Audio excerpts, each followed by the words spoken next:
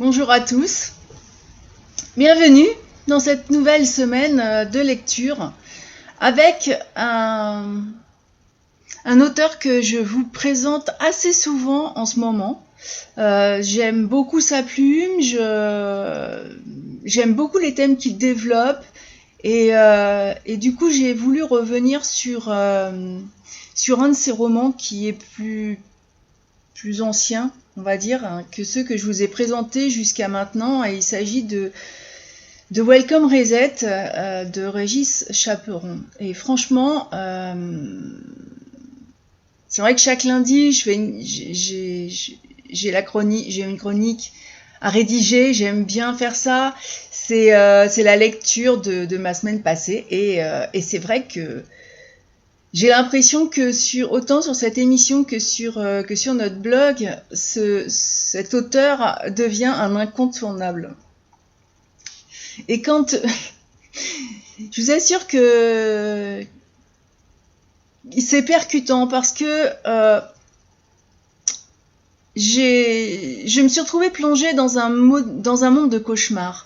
En fait, avec Welcome Reset, c'est un virus informatique qui est redoutable, qui bouleverse en à peine quelques heures absolument tout.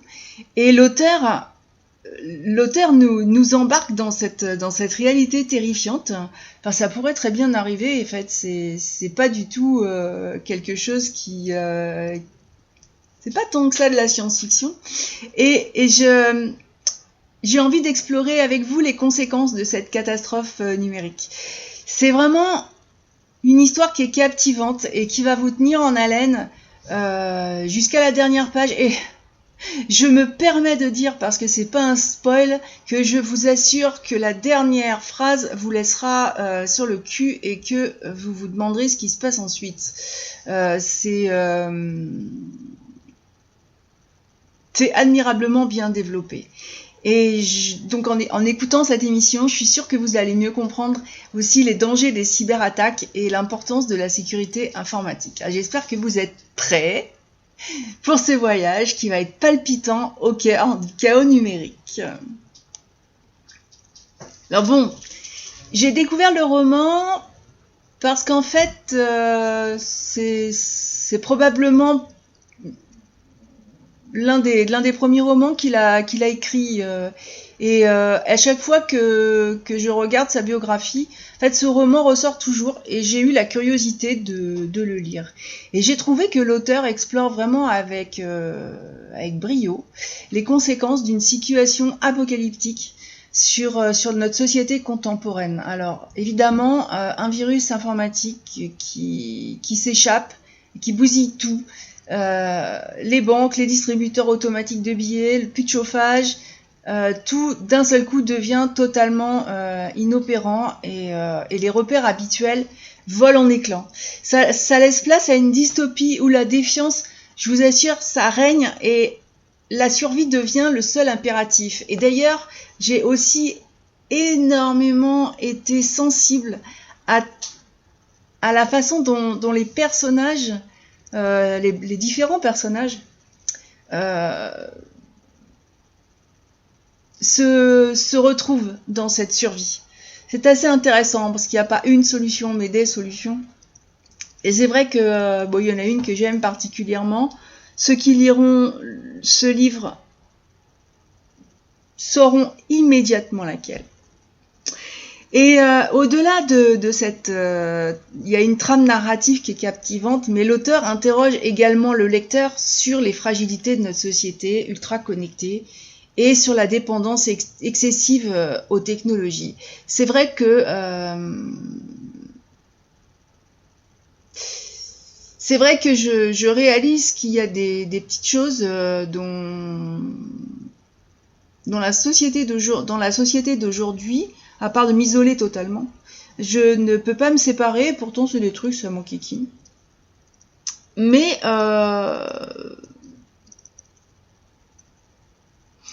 ça donne, vous allez voir, ça donne un regard sur tout ce qui vous entoure et vous vous dites, ok, donc demain j'ai plus d'électricité, j'ai plus où évidemment il n'y a plus aucun réseau, il n'y a plus de téléphone, il n'y a plus rien. Bon, qu'est-ce qui se passe autour de moi? Qu'est-ce qui se passe? Et à travers ces personnages qui sont confrontés à un effondrement de l'ordre établi, Régis Chaperon offre vraiment une réflexion profonde sur l'humanité et sa capacité à surmonter les pires épreuves. Alors je l'ai trouvé quand même assez optimiste. J'avoue que je n'ai pas cet optimisme personnellement et que mais en fait ça fait du bien quand même parce que j'avoue que ce virus informatique qui était censé pas du tout faire tout ça au départ a pris des proportions d'une ampleur phénoménale en à peine quelques heures, qu'il est admirablement bien construit et que ce genre de choses est tout à fait, pour moi, tout à fait possible. Alors, à chaque page, vous avez une nouvelle perspective sur notre monde. Vous êtes invité à réfléchir sur les dangers potentiels de notre avenir aussi. Il n'y a pas que forcément que le virus informatique. C'est Régis Chaperon a tendance, j'ai remarqué dans ses romans, à explorer un peu le survivalisme et l'avenir de notre civilisation, de notre place sur cette planète. Donc en analysant les éléments positifs et inspirants du roman, moi j'ai trouvé une lueur d'espoir au milieu des ténèbres et ça incite à la réflexion et à l'action. L'action, je vais vous surprendre, mais lisez ce bouquin et je vous dirai après quelles actions j'ai menées depuis sa lecture. Alors j'avais déjà beaucoup de choses en tête, mais là, j'ai concrètement sauté le pas. J'ai trouvé que Welcome Reset était vraiment bien plus qu'un simple bouquin. C'est un voyage émotionnel, c'est un voyage intellectuel et ça m'a pas laissé indifférente. Je pense que ça ne laissera personne indifférent. Alors, je vais vous présenter l'auteur. S'il reste encore à présenter, c'est un auteur indépendant qui est né en 1973. Il est plus jeune que moi. Ouais. Et dès son plus jeune âge, l'écriture est pour lui un exutoire. Et très probablement, vu ce qu'il écrit, je pense que l'exutoire, il est aussi par rapport au monde qui l'entoure. Et l'écriture, c'est son confident, c'est son auditoire invisible pour exprimer ses émotions, ses idées, ses révoltes, ses raisonnements. Et très longtemps, il a gardé ses écrits, ses textes, ses nouvelles, il les a gardées secrètes ou juste à l'attention de sa famille. Et c'est vraiment pas un hasard du tout. C'est pas parce qu'il a rien eu d'autre à faire, à mon avis. Le confinement de la crise sanitaire de 2020 a tout changé. Quand on lit ses écrits, ce qui s'est passé pour nous tous pendant cette crise sanitaire ouvre la réflexion. Alors moi, ça ne m'ouvre pas du tout. Ce n'est pas la peur. Ce n'est pas la peur de ce qui va se passer. C'est surtout comment on réagit. Et j'ai trouvé bien étrange la réaction au confinement. J'ai trouvé que la peur prenait trop le dessus. Et en fait, cette peur des autres est très inquiétante pour moi, parce que la peur tue l'esprit. Et qu'effectivement, pour moi aussi, la crise sanitaire de 2020 a changé beaucoup de choses. J'avais déjà pas un formidable regard sur notre société, j'avoue qu'il est... Bref. Je vais vous donner le résumé du bouquin que je vais vous lire, tout simplement. Donc c'est 4e de couverture, En général, je m'y attarde pas, mais là, je trouve que c'est quand même pas mal fait. Lorsqu'un virus informatique d'une nouvelle génération infecte en quelques heures les systèmes de distribution électrique, le monde entier se retrouve plongé dans le noir. Les banques, les distributeurs de billets, le chauffage, tout s'arrête. Les populations se retrouvent démunies, les gouvernements du monde tentent de combattre l'ennemi invisible sans succès. Seul un homme, Richard Carlion, est peut-être capable de sauver la civilisation moderne, mais il va falloir le convaincre. Judith Valette, colonel et responsable de l'unité de cyberdéfense française, va tout faire pour qu'il trouve l'envie de sauver le monde du chaos. Mais, si même une intelligence artificielle américaine est incapable de vaincre le virus, est-ce qu'un homme qui a fui la modernité saura découvrir la faiblesse de ce virus informatique inconnu? La question reste posée, n'est-ce pas? Je vais vous proposer un peu mon analyse des thèmes abordés. Avec Welcome Reset, Régis Chaperon, moi je trouve, signe un roman haletant, angoissant, qui est résolument ancré dans une réalité technologique et qui résonne étrangement et même de façon effrayante avec notre époque. C'est une lecture qui est passionnante et qui interroge sur notre rapport à la technologie et à la fragilité de nos sociétés modernes. Parce que vous allez voir, ça touche le monde et vous serez sûrement surpris ou pas de ceux qui finalement sont le moins touchés. Ils pourraient même pas s'en rendre compte. Donc chaque rebondissement révèle une profondeur vraiment inattendue. Ça nous tient en haleine jusqu'à la dernière page et les protagonistes sont vraiment plus que de simples héros. Ce sont des personnes comme vous et moi avec des âmes tourmentées qui sont confrontées à des choix moraux vraiment difficiles. Et ça a poussé ma réflexion, moi, sur l'humanité encore plus loin. Le mystère qui entoure chaque personnage aussi ajoute une couche supplémentaire de suspense, hein, parce qu'on va trouver des personnages qui sont très, très atypiques. Et ça m'a incité à découvrir leur véritable motivation et même leurs secrets cachés. Et à travers ces personnages qui sont très bien construits, la psychologie des personnages chez Régis Chaperon est vraiment assez extraordinaire.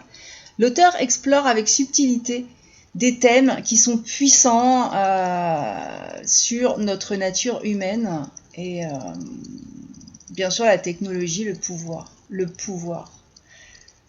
Vous allez voir que même dans le chaos, il y a toujours ceux qui veulent tirer la part du gâteau. Donc Welcome Reset n'est pas seulement un roman dystopique, tout à fait captivant et dépaysant. C'est aussi une réflexion profonde sur notre société actuelle et les différents défis auxquels nous pourrions être confrontés à l'avenir. Ça peut être demain, ça peut être... Mais en tout cas, oui, pour moi, nous allons un jour être confrontés à ça. Alors peut-être pas à cause d'un virus informatique, hein, ça peut être tout autre chose. Mais il y a beaucoup... je comprends que le titre de ce bouquin de l'auteur ressorte, parce que s'il y a vraiment un bouquin à mettre entre toutes les mains, c'est celui-là. Il y aura forcément des détracteurs, il y en a toujours, mais il y aura la part de réflexion, et toute réflexion aboutit à quelque chose qui est intéressant, même quand on n'est pas d'accord. Donc voilà.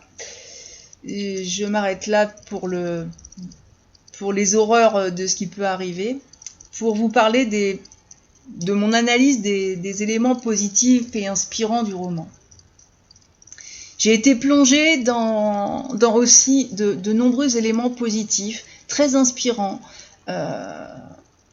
parce que ce roman regorge de moments superbes, qui m'ont poussé aussi à réfléchir sur la force de l'humanité face à l'adversité. Et les protagonistes, avec leur courage, leur détermination, incarnent l'espoir et la résilience dans un monde plein de chaos. Il y a deux personnages qui sont vraiment que j'ai vraiment adorés et un évidemment, mais qui qui donne un espoir vers quelque chose de nouveau. Les thèmes abordés sont parfois la solidarité, la justice sociale aussi, le pouvoir de la rédemption. Et ces thématiques ont résonné vraiment profondément dans mon cœur, avec une perspective très lumineuse, même au cœur de ces ténèbres dystopiques. Bien que... j'ai presque envie de vous dire que pour moi, c'est presque une dystopie très réaliste. L'intrigue complexe et bien construite ne peut que captiver votre imagination parce que les personnages sont nuancés, ils suscitent empathie et admiration. Et franchement, à travers cette œuvre, Régis Chaperon nous invite à remettre en question notre société actuelle et à envisager un avenir meilleur où l'espoir triomphe toujours, disons presque toujours. En tout cas, l'espoir peut toujours triompher. Après, on peut espérer ne pas y arriver. Mais c'est vrai qu'en regardant un regard positif, oui, en fait, ce bouquin est un vrai coup de cœur et je vous invite à vous plonger sans hésitation dans cet univers qui est plus que fascinant parce que c'est une expérience littéraire inoubliable. On peut en discuter si vous voulez. On peut discuter de la pertinence du sujet dans notre société actuelle. Parce que dans notre monde moderne, où la technologie occupe une place prépondérante, la dépendance excessive à ces outils numériques a des conséquences profondes, j'en ai déjà parlé, et souvent néfastes sur nos vies. Donc que ce soit dans notre vie professionnelle, sociale ou personnelle, la prolifération des smartphones, des ordinateurs, des réseaux sociaux, parce qu'ils s'en créent tout le temps de nouveaux. Bon, moi, j'ai abandonné l'affaire depuis un moment, mais ça engendre une véritable addiction et ça rend vulnérable face aux crises et aux dysfonctionnements.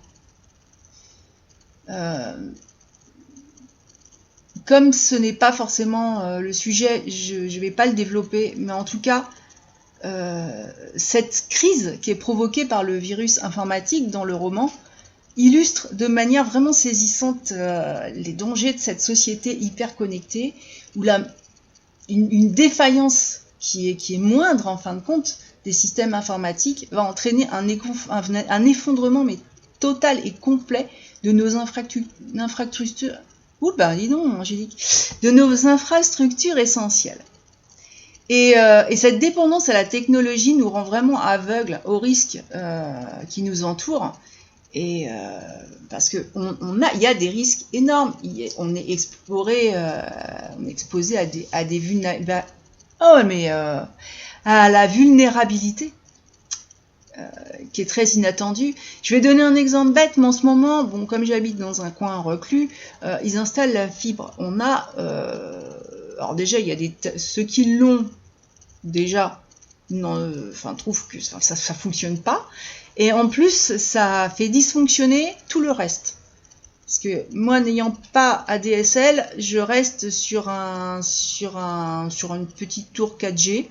Ouais, j'ai pas de télé, j'ai pas de tout ça, donc j'ai juste besoin d'une connexion pour enregistrer mes podcasts et pour gérer notre site. Le reste du temps, comme je travaille dehors, j'ai pas vraiment besoin de ça. Je me rends compte que finalement, l'avancée technologique a plutôt tendance en ce moment à avoir l'air d'un recul. C'est vrai que moi, j'ai pas un bon réseau tous les jours, donc en fait ça touche beaucoup de choses et j'ai l'impression qu'on ne se contente pas de ce qui fonctionne, on essaye de faire autre chose complètement qui peut être stupide et qui nous expose à être de plus en plus vulnérables, sachant qu'après, en étant reculé, je ne suis pas la plus vulnérable en cas de problème. Mais outre les risques en termes de sécurité informatique, il y a une dépendance à la technologie qui a des répercussions sur notre santé mentale et sociale. J'ai donné déjà des exemples puisque en tant que thérapeute, je suis confrontée à des enfants atteints d'autisme numérique et l'omniprésence des écrans va créer des comportements compulsifs, des problèmes de sommeil, une diminution de la concentration aussi énormément. Et en plus, la facilité de communication virtuelle eh ben, elle a paradoxalement contribué à une diminution des interactions humaines réelles. Ça alimente un sentiment de solitude et d'isolement horrible.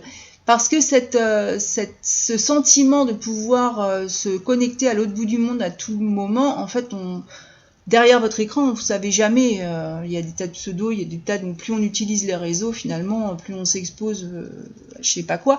Mais en tout cas, c'est illusoire. Ce n'est pas vraiment une relation sociale. Et pour moi, il est vraiment impératif de prendre conscience des dangers de cette dépendance et de trouver un équilibre entre l'utilisation des outils numériques et une vie qui est quand même plus authentique et plus équilibrée. Donc c'est un peu aussi ce pas que je saute. Enfin, disons que j'avais une idée et j'ai une idée en tête depuis longtemps. Et ben, c'est passé à l'action. Voilà. Je me suis dit, allez, tu vas pas réfléchir jusqu'à la Saint-Glinglin. Depuis le temps que tu le dis, tu le fais. Donc, en renouvelant avec des activités qui sont pas du tout virtuelles. Quand je ramasse le crottin des chevaux, c'est pas virtuel.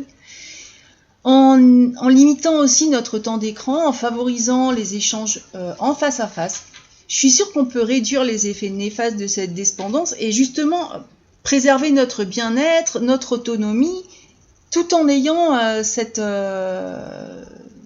outil qui va rester ensuite un outil qui est agréable, mais qui ne nous bouffe pas. La dépendance à la technologie, elle représente un réel défi pour la société aujourd'hui et je crois qu'il est impératif d'adopter une approche vraiment consciente et mesurée de cette utilisation pour préserver notre liberté, notre résilience, notre capacité à faire face aux défis de ce monde qui est en perpétuelle évolution. Mais évolution n'est pas forcément quelque chose de positif. Une évolution, ça peut être aussi une dévolution. Hein. Alors comment un peu j'évalue cette lecture? Eh bien, vous l'aurez compris, pour moi c'est un tour de force littéraire qui m'a plongé dans une réalité certes terrifiante, mais l'auteur réussit vraiment brillamment a réussi à me captiver en décrivant à sa façon, c'est saisissant, les conséquences vraiment dévastatrices d'un virus informatique. Et ce roman m'a poussé et me pousse toujours à réfléchir sur ma dépendance à moi, à la technologie, à la dépendance que je vois autour de moi, sur les dangers potentiels aussi qui en découlent. Et j'ai juste envie de vous dire de ne pas manquer cette opportunité de vous plonger dans cette histoire. Elle est vraiment captivante, elle est profonde. Il ne faut pas hésiter à explorer davantage l'univers de Régis Chaperon en lisant aussi ses autres œuvres. Je crois que ma recommandation à moi, c'est de vous laisser emporter par cette plume qui est talentueuse et de découvrir des univers inoubliables. Donc, n'attendez pas, hein. Embarquez pour ce voyage littéraire, vous m'en direz des nouvelles, et puis laissez-vous inspirer par la magie de ces mots. Et vous allez plonger dans une œuvre littéraire qui va vous embarquer dans une histoire riche en émotions, en questionnement. Vous allez regarder, vous allez prendre du recul et je suis sûre que vous allez changer de regard sur ce qui vous entoure. Pour moi, c'est vraiment bien plus qu'un simple roman, c'est une expérience très immersive qui ne laisse pas indifférent. Je remercie en tout cas Régis Chaperon parce que il me fait confiance pour parler de ses romans. Et je vais mettre dans la description, je vais vous mettre un dialogue. Un dialogue parce que ça ne spoile pas. Et c'est un dialogue qui illustre vraiment la désorientation initiale des personnages face à la situation de crise qui est provoquée par le virus informatique. Ça souligne aussi les défis auxquels les personnages vont devoir faire face pour s'adapter à cette nouvelle réalité, parce que c'est dépourvu du confort technologique. Après, Bon, confort n'est pas forcément technologique, mais en tout cas du confort technologique